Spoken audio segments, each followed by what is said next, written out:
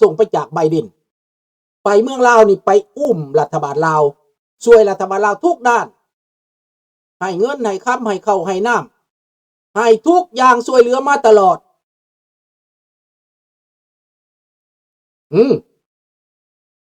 ให้ทุกอย่างกันสิว่าแล้วว่าเข้าข้างรัฐบาลลาวว่าซั่นไปวีซ่าพวกคนออกมานอกก็แม่นทูตนั่นแหละโดนัลด์ทรัมป์มาโดนัลด์ทรัมป์กวาดล้างสั่งทูตกลับจากลาวมาปิดเรื่องวีซ่าแต่ทูตนั้นบ่ทันกลับได้ต้องเคลื่อนไหวกว่าไปอีกเตรียมพร้อมรัฐบาลลาวก็อวยผู้นี้อวยทูตผู้นี้เพื่อจะให้ซอยพวกคอมมิวนิสต์ในอเมริกาฝ่ายเดโมแครตจะซอยพวกทูตพวกคอมมิวนิสต์ในอเมริกาทูตคนนั้นอีนายตุ้ยหั่นน่ะตุ้ยย่างเสง่งหั่นน่ะอันนั้นแหละเตรียมการแล้วก็วางแผนสำหรับจุดวางแผนมันอยู่อินเดียผู้บาไปจากลาวไปอินเดียไปซุ่มนุมกันอยู่ศูนย์กลางของใครจำได้บ่มหาจันดาลุงพ่อจำได้บ่มหาจันดาพรนามอดนะมหาจันดาพรนามอดเป็นพระที่โปรคอมมิวนิสต์สุดๆ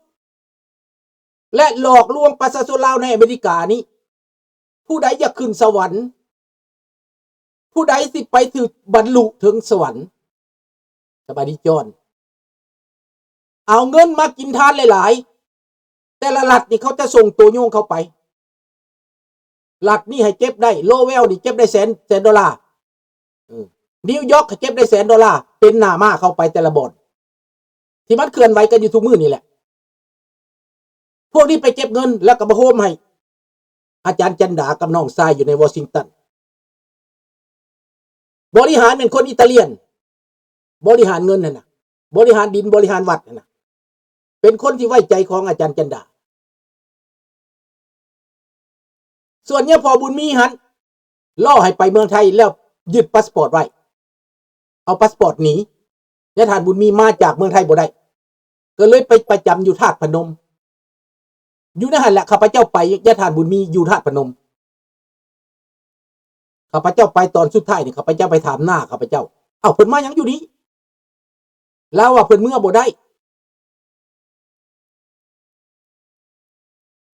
เพิ่นเมื่อบ่ได้ว่าซั่นเอ้าเบื่อเฮ็ดหยังที่วายซี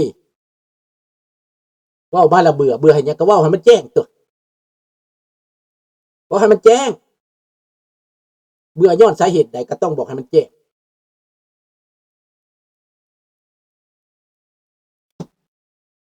บาดนี้พวกคนลาวในอเมริกานี่เชื่อว่าถ้าว่าไปสร้างวัดอยู่อินเดียในอเมริกาบ่ต้องสร้างไปสร้างอยู่อินเดียเพื่อสิได้ขึ้นถึงหยัง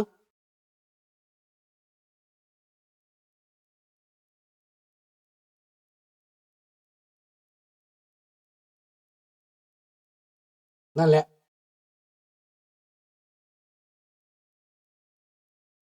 นายบัวสอนบุภาวัฒน์นั่นแหละ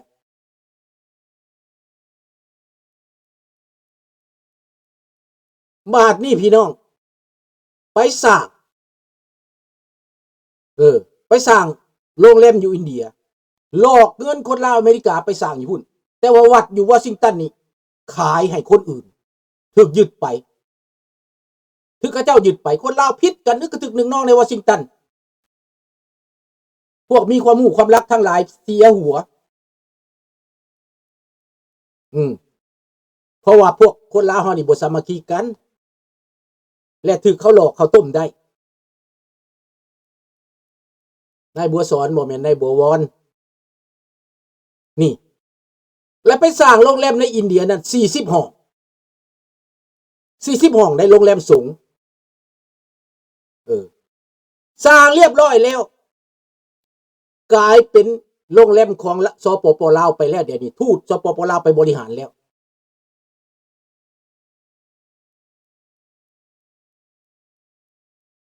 ถ้ายุดวอล์กพีซได้บ่ลุงเขาบ่เฮ็ดดอกหากแต่ว่าเขาติดตามได้ล่ะเขาติดตามได้ โอ้มีระบบคอมมิวนิสต์ในมินนิโซตาที่เกิดเรื่องเนี่ยก็เป็นคอมมิวนิสต์หมอนั่นอยู่จีนจากโอเนลหรือเป็นยังบ่จักอยู่จีนมหาเศรษฐีอเมริกาไปตั้งอยู่จีนและสิมาล่มอเมริกาสิมาล่มโดนัลด์ทรัมป์โดยเฉพาะจัดขึ้นจัดฉากขึ้นอยู่ในมินนิโซตาดังนั้นคนลาวจึงตกไปในบ่วงบาทอันนี้โดยบ่ฮู้จักโดยบ่เข้าใจเรื่องพวกที่มันซ้ายจัดนี่นะมันคักแหละเจ้าบ่เห็นบ่มันออกกินเบียร์แล้วออกทีวีว่าเฉลิมฉลองวันกองทัพสปปลาวมันสิมาตั้งทัพในอเมริกาติทูตลาวหั่นนะบักทูตลาวหั่นนะมันออกเห็นบ่มันขึ้นสะเอิกสะเอิญ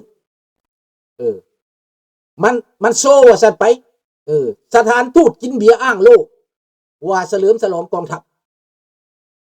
นี่เจ้าเบิ่งเอาลุงโพสต์ออกไปให้เบิ่งแต่บ่แม่นลุงสนับสนุนเด้ลุงโพสต์ไปประจานให้พวกเจ้าเบิ่งเองและประจานเองเขาสิมาทับมากอเมริกาแผนการของเขาแต่เขาใส่ไม้อ่อนใส่ไม้นุ่มโดยการจัดฉากทูตคนนั้นกลับมาจากลาวแล้วก็ประสานงานให้พรรคเดโมแครตพาร์ตี้แต่ละรัฐแต่ละเมืองที่มีเดโมแครตนั้นให้จัดฉากให้จัดคนออกมาหลับต้อนพระองค์นี้พระเหล่านี้เซตอัพประสันไปบ่แมนอยู่มือหนึ่งดังข้ามคืนบ่แมนคือคนลาวคนไทยว่าดังข้ามคืนดังข้ามคืนที่จริงแล้วซ่อมกันอยู่อินเดียซ่อมกันอยู่บ่นั่นแหละบ่โรงแรมอันนั้นแหละรวบรวมพระใดสิแข็งแห้งอย่างได้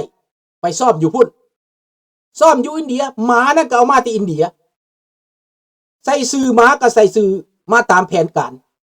หมาว่าอะโลกาโลกาหมายว่าโลกาอะโลกาหมานั่นฝึกซ้อมมาอย่างดีหมานั่นก็ได้เอาเลือกตัวงามๆตัวคักๆเพื่อให้มันกินใจเอาหมาตัวนั้นมาตีเหยียบบัดหมาอเมริกานี่บ่มีความหักจากตัวหมาอเมริกาหมานั่นกลายเป็นความหักกว่า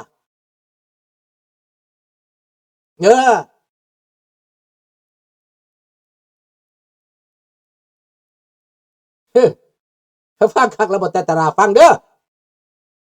แต่ว่าบ่เห็นไปอย่างอยู่ไทยได้ล่ะ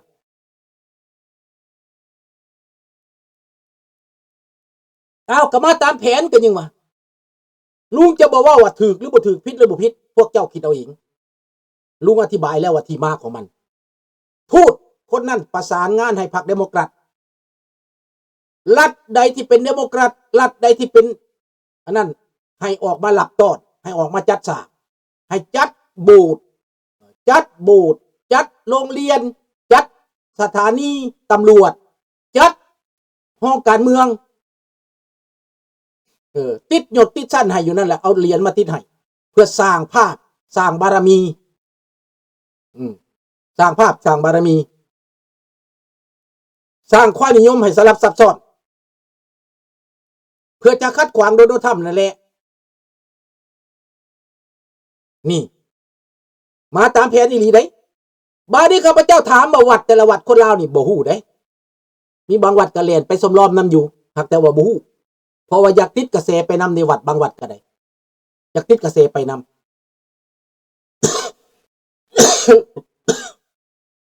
แต่ว่าบ่แม่นเบิดอเมริกาได้ที่ไปพอดเด้อแผนการมันน่ะดังนั้นทุกอย่างเป็นเซตอัพเบิดมาจากการวางแผนเบิด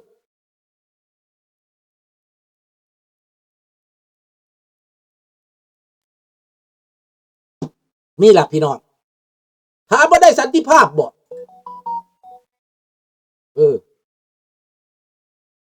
พวกนี้ประท้วงแล้วได้สันติภาพบ่อยู่ในเวียดนามต้องแตกบ้านแตกเมืองต้องล่มต้องตายอยู่ในลาวก็ต้องล่มต้องตายหลังจากเว้าเรื่องสันติภาพแล้วเนาะเฮาหนีตายมานี่ก็ได้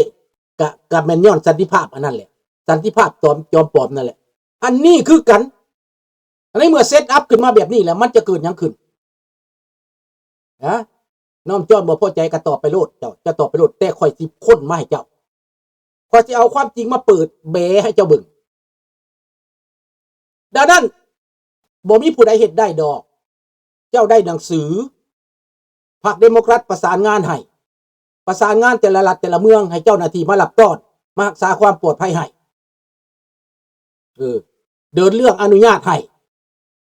เห็นบ่ให้เมืองนั้นรัฐนั้นอนุญาตให้ง่ายๆแล้วก็เซตอัพให้คนออกมารับหนึ่งให้หามพวกเสียองค์ขานี่ออกมาหลายๆไปบนใดเอาเด็กน้อยเอาเสียองค์ขาออกมารับต้อน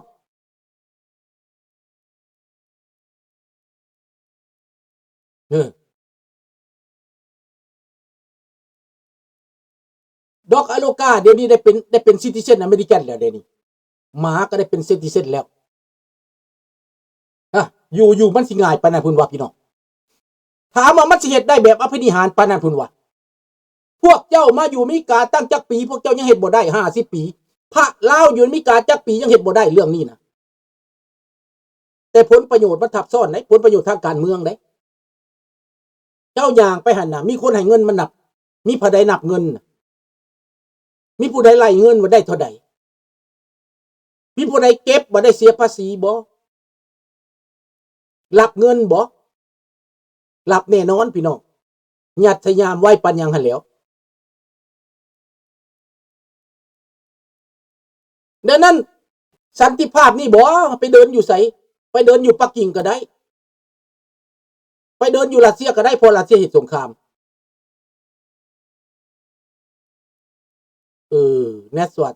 สันติภาพหรือสร้างภาพข้าพเจ้าว่าสร้างภาพหลายกว่า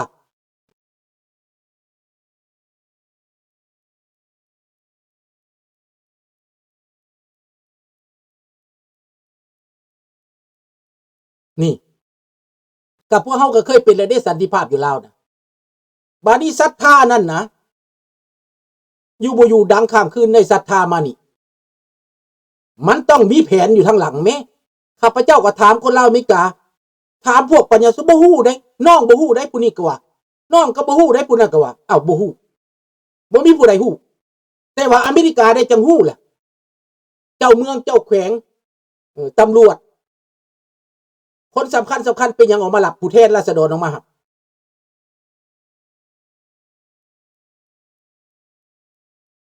นี่นั้นเขาประสานงานกันเบิดได้พี่น้องแบบเป็นระเบียบเรียบร้อยแล้วมีรถตำรวจแห่แล้วเว้ย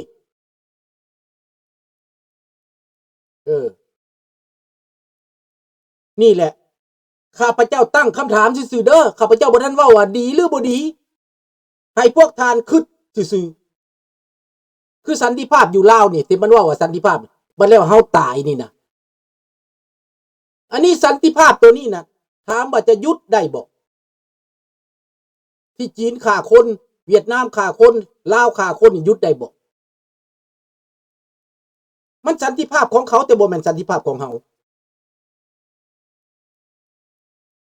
มันบทบาทของเขาเฮ็ด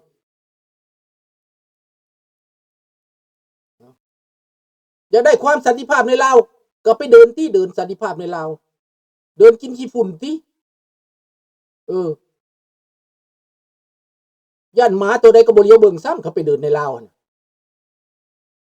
เดินในอเมริกานี้พรรคการเมืองเขาจัดฉากให้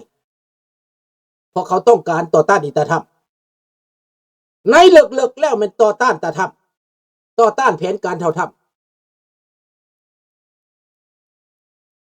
เอาเจ้าก็อย่ามาฟังแม่นอนจรบ่มักก็อย่ามาฟังไปฟังเดโมแครตพูนไปฟังพูนไป